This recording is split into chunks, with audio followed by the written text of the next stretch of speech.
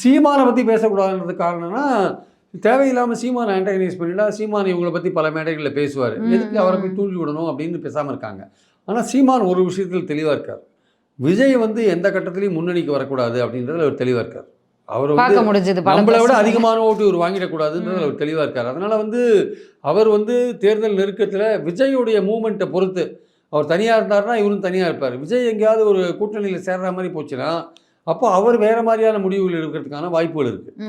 அதனால் சீமானை பொறுத்த மட்டும் விஜயை எப்படியாவது இந்த எலெக்ஷன்ஸில் அவரோட முக்கியத்துவத்தை குறைக்கணும்ன்றதான். ஏன்னா அவர் இருந்தால் தன்னுடைய முக்கியத்துவம் போயிடும்னு நினைக்கிறார், தன்னுடைய ஓட்டு வங்கி குறையும்னு நினைக்கிறார். விஜயோட முக்கியத்துவத்தை குறைக்கிற மாதிரி விஷயத்தை சீமான் கண்டிப்பாக பண்ணுவார். அவர் எந்த விதத்துலையும் இவரோட அதிகமான ஓட்டு பர்சன்டேஜ் வாங்கக்கூடாதுன்றதுல சீமான் ரொம்ப தெளிவாக இருப்பார். அதுக்கேற்றபடி தன் காய்களை நகர்த்துவார். அப்படி நகர்த்தும் போது அவர் அந்த ப்ராசஸில் சீமான் அதிமுகவில் போய் சேர்ந்தாலும் ஆச்சரியப்படுத்துக்கல, கூட்டணி சேர்ந்தாலும் ஆச்சரியப்படுத்துக்கல. அந்த ப்ராசஸ்ல சேர மாட்டான்னு இப்ப வரைக்கும் பேசிட்டு இருக்காரு.